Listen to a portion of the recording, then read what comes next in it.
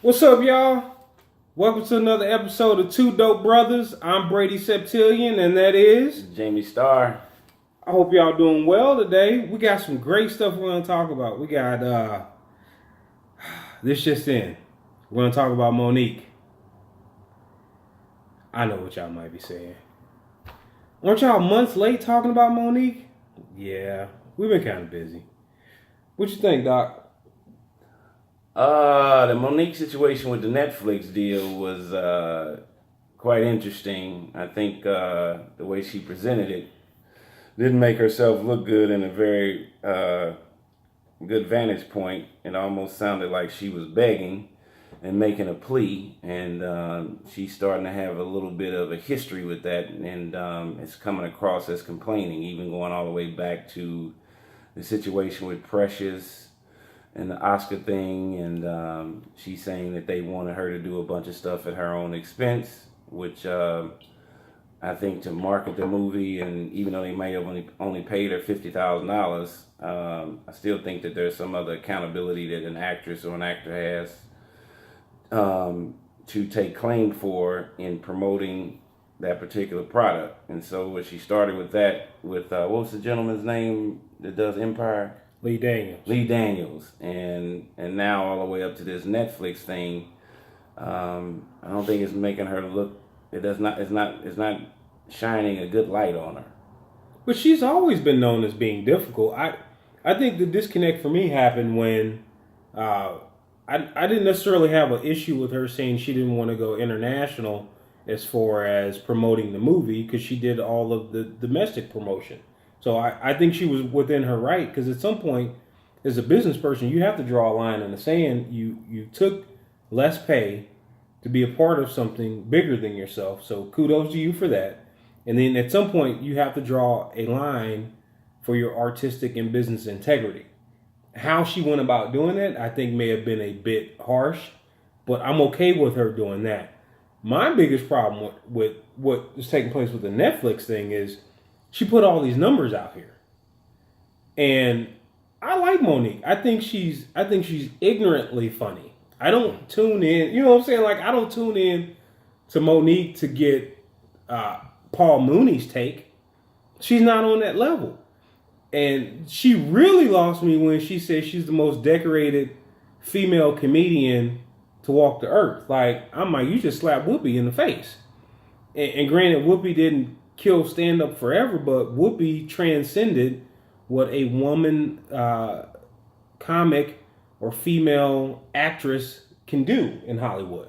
I mean, she's the creme de la creme in my book. Whether you think she's funny or not, you can't knock her hustle. So when she got out and was sticking her chest out, I was like, sister, you wildin'. You wildin'. And we all know Amy Schumer is not funny. Period. She ain't funny. But she got what they looking for. So she go get that bread. You ain't getting $13 million. Now, here's where I think she went wrong. If you're going to put numbers out there, based on what I understand about Netflix and how they do it, if I'm locking you down for 2 years, then what you should be able to get is what you would do in 2 years worth of revenue. Because if I got to sit down, I can't do anything else, but I gross 1.5 a year, and you want to lock me up for 2 years, I need at least $3 million, bare minimum, because that's what my gross revenue is. You can look at my 1099s if you want to play that ball game, and then I'm gonna upcharge you with 10, 15, 20% because I'm not getting that whole $3 million.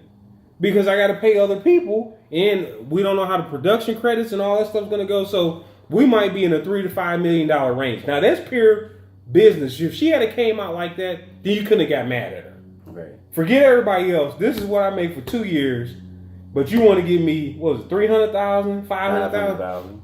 Then that doesn't make business sense. And then you know what? You go on, film your own stuff, and then shop it somewhere else. Yeah. I mean, I agree. But I also think that in Netflix is a huge publicly traded company. Mm-hmm. I mean, I'm sure they have quite a few MBAs and accountants and lawyers that handle their corporate side, and I don't think they just flippantly threw the $500,000 figure out. I think just what you said. What Monique made 50,000 for Precious. I haven't seen her in stand up in a while. I don't know if she's making 1.5 million a year. So I think that they did do projections and they came up with that number based on their business analysis. Amy Schumer, Chris Rock, Chappelle, those individuals are on the road. And whether people find Amy Schumer funny or not, she's selling out Madison Square Garden. She is a hot commodity. She's doing extremely well with these movies. A lot better than, or she's in more movies than Monique has been in. Now, does that mean because she's white versus black? I don't know. But what I'm also saying in this too is that Monique's not going to own that content. Also, Netflix is going to own that content. And yeah, they're going to lock her up for 2 years and they don't want her to do anything else so they can sell that content. But Monique could have also presented and brought to the table her tax returns and said, this is what I've been making. You know, if you're gonna publicly say they offered me 500,000 and they offer such and such 13 million, then you should publicly show your tax returns, show your sold out ticket receipts where you've been selling out these arenas and all of this kind of stuff, and then you have a leg to stand on. But just to publicly make Netflix look like they're racist and they're the bad guy, I don't agree with that. The second point is this is America. This is all about private entrepreneurship. So if you and your husband feel that you all should demand a certain amount in the lines of Chappelle, Chris Rock, Amy Schumer, then go do your own production company and do your own tour. Put your own money up, do your own tour, and then you get all the gate, take all the risk, and you get all the reward. A lot of times with people, and I have this problem with Spike Lee too. Spike Lee's been in the business a long time. But the last couple movies he did with Chirac and some other ones, he's still looking for public funding. To me, it's hard, and I don't know his finances, but I know he's been associated with about 40 movies. If you haven't saved some of your money, and I'm sure he's made hundreds of millions of dollars throughout his career, you can't put $3 million together, $5 million of your own money to do a small budget film like Chirac.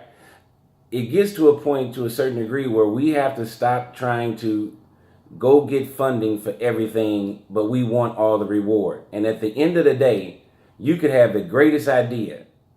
And if somebody has the money, they own the content. It's their idea. It becomes their idea. So if you want it to be universally yours, then you should come up with the idea. And if you've been in the game, then you should come up with the money to produce that kind of revenue and then reap those rewards. Now, I'm not saying this for a new person that just came out, but if you're the greatest comedian, female comedian of all time, then you should be booking these theaters. And if your husband's a great businessman and you calling him daddy, he calling you mama, then Daddy, you all should go out and then produce your own tour. Daddy, what they say? I'm like, who is she talking to? Daddy in the room? Yeah. I ain't heard that's some new pimp stuff. I salute to you, whatever Monique's husband name, you pimping hard. She call you daddy on camera. Well, you know, you over there pimping. Yeah, I'm telling you, they got something strange going on. She went from extreme cussing and swearing. It's like, daddy, it's okay if I talk. Y'all, right, she went from extreme cussing and swearing in all her acts to now this daddy, and she's philosophical. And I know people grow, and it just seems too much over the top, even with this Netflix complaint. Here again, if you are the top female comedian, black comedian, whatever, then go do your own tour, put your own money up, and let's see what the numbers are. Let's take a step further into the rabbit hole with that one. Because I found it very interesting. That's one thing Faison Love had hit on. He goes, yo, he really put things in perspective for me because he's a C plus B minus list entertainer, but probably B plus as far as comedian. And he even said, he goes, yo, I shoot my own stuff all the time. It only costs roughly $200,000 to film your own special. And you think about what Dave Chappelle did. Them first two that he gave Netflix was old joints. Like, that shit was old. So he hit a lick off of stuff he had in his vault. If that doesn't tell us anything as minorities, and no matter what color you are, entrepreneur, always bet on yourself. Even if it's a small production, do that. have that ready and polished. So when you do get your opportunity, they say, well, do you have anything else? By the way, I have XYZ already done.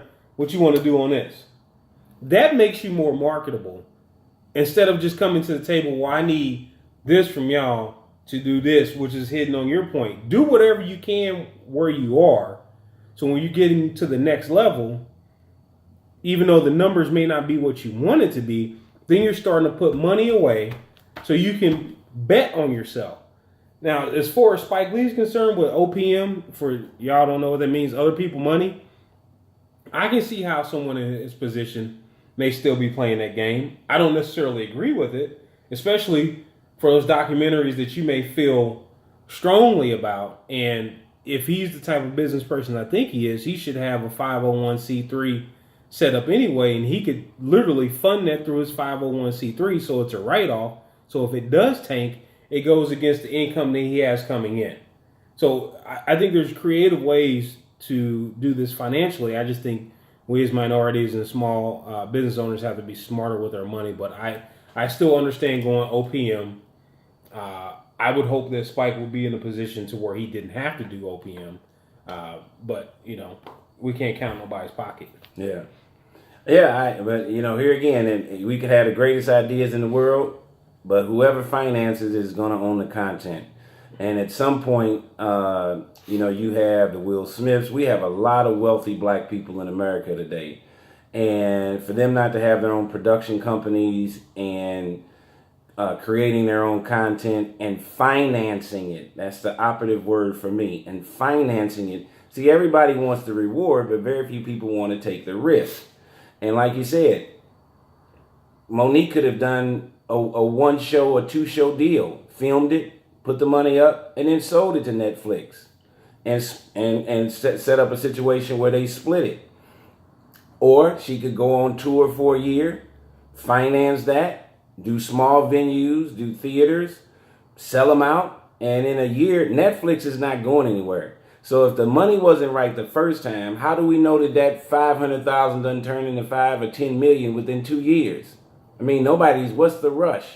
So if you got the talent, keep practicing your craft and doing what you're supposed to do.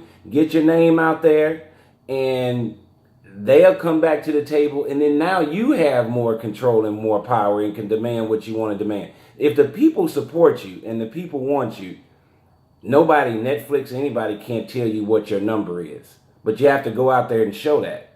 The numbers don't lie. I agree. And that goes back to why now the likelihood of her getting a favorable deal is slim to none. Yeah. Because now you done went on every major market bashing everybody. And I don't necessarily like how Lee Daniels handled the situation, or Oprah and the rest of them, because if all that stuff is true, which 50% of it is probably true, they probably did play her. Right. But it still doesn't behoove you to go out on a rampage against everybody, because then people are going to be like, yo, I don't even want to mess with her because I'm taking the risk that she's going to bash me, even if I didn't do anything. Or publicly shame you on private meetings. I mean, people are going to be scared to even have a private negotiating meeting with her and her husband if they're going to go straight to social media and the internet now. And so one has to be careful. You can't cry wolf all the time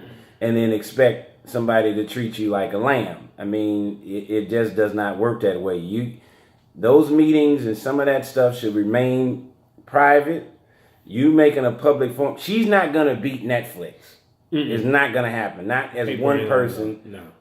One individual is not going to beat a corporation. But I need y'all brothers and sisters to come with me. Come with me. Stand with me. And boycott Netflix. Now, how the hell we go boycott Netflix when they just paid Chris Rock, Dave Chappelle, Marlon Wayans, my man Pimpin' Cat Williams, the Plastic Cup Boys? Every Negro I know is getting a check except for me and him. Right. Netflix, come holler at us. Yeah, exactly. Y'all paying all these Negroes. Exactly. That's what I'm trying to figure out. Everybody getting a check that's black and female. Silverstein, all these chicks, Silverman, all these chicks. And you want us to boycott Monique? You tripping, sister. I love you. I get what you're saying. I've been fired 4 times. So I completely understand what you're talking about. Yeah. I just think, and I tell you what, I've been fired 4 times. You ain't never heard me bash the cats that played me. Period. Because you know what? They still got to see me. And if they saw me today, they know I'm still one of the best salespeople they ever had in their life. Yeah. So what I need to bash them? They know they effed up.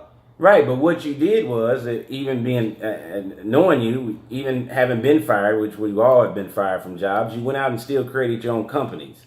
So if she has a problem with Netflix, then all she has to do is create her own Netflix type company where she can create. If she has a problem with Oprah, with Netflix, with Lee Daniels, then open up your own production company, hire your own people. You can mama and daddy and sweetie pie and you my child. You can do that to death. Daddy. And own your own shit. Daddy and Productions. Go on with your own way. But you can't be a beggar and asking for the money. Daddy, I just need if you're not willing to go out here. I need a couple more million, Daddy. And own the content. I don't want to own the content, Daddy. I just need some more of that bread. Hey, y'all, thank you for tuning in. It's 2 Dope Brothers. I'm Brady Septillion, and that is Jamie Starr. See you soon.